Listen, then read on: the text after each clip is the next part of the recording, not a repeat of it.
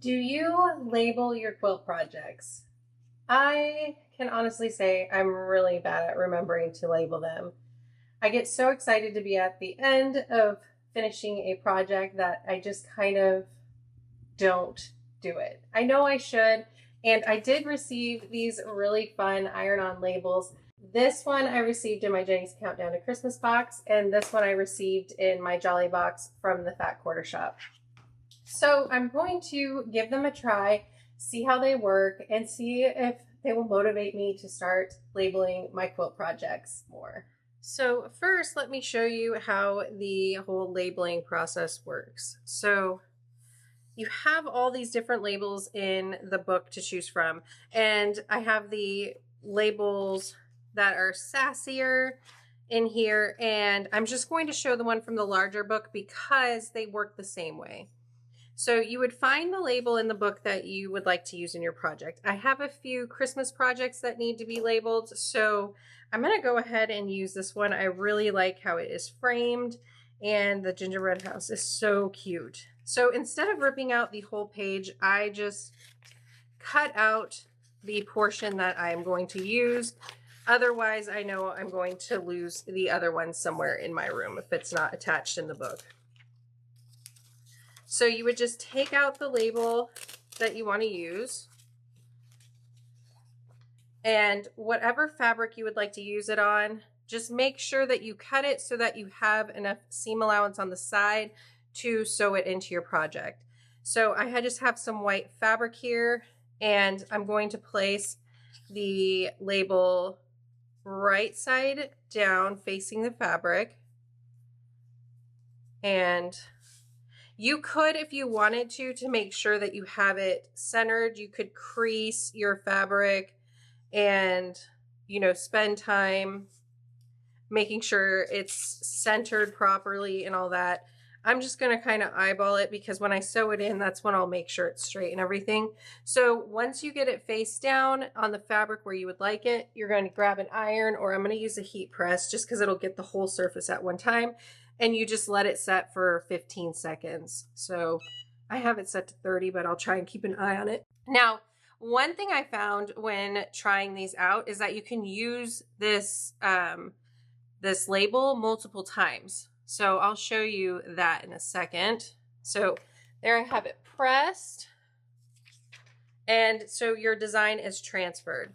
Now, one thing with this that you should note is that this transfer is not permanent. So if you just left it like this and put it onto a quilt or a quilt project that you have, it will fade away once you wash it. It may not fade all the way away, but it's not permanent. So you'll have to do something to this design to keep it in place. So I have some fabric markers here that are permanent ink. You could use something like this. I will link them in the description of this video. You could embroider around the design to keep it in place. You just have to do something that will make this permanent on the fabric. Earlier, I kind of played around with the different labels to show you some examples. Now, this label here is from the 101 Delightful Iron-On quilt labels. Here is that label that I used. So I used it first here, and then I colored it with the fabric markers. I used it again here is the second time, and here, and you see it faded a little bit more. So I actually want to see if I can get it another time, just so we can see how many times we might be able to use this same label. I'm actually going to do it on the, well, I want to be able to compare it. I'm just kind of starting to lose some room here. I have another scrap of fabric. It's not pressed or anything, but let's just see.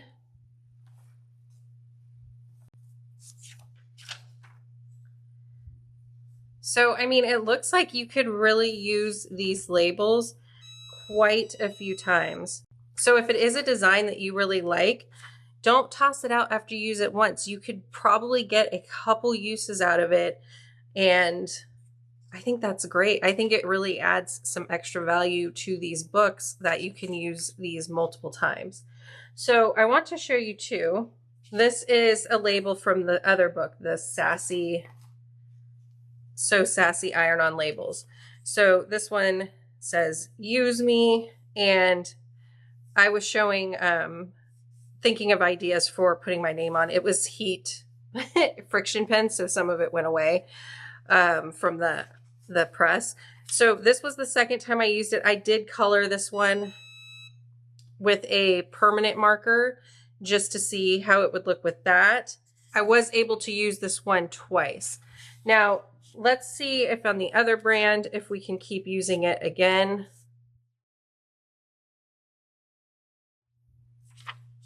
So with both brands, you're definitely going to be able to use the labels multiple times. I think that really adds a lot of value to these labels. So like I said, just keep in mind with both of them, you do have to do something to get this label to stay in place. Either trace it with a permanent marker, use some nice colored fabric markers to add a little bit of color to the design,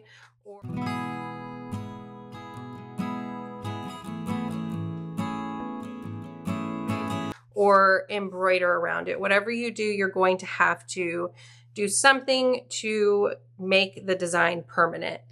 Now, I really like these that have the design and then space where I could put my name or some information about it. So if you wanted to embroider the design, you could always just write in your name with like a pencil or something like that that you can trace to embroider your name on as well. So just some ideas on that.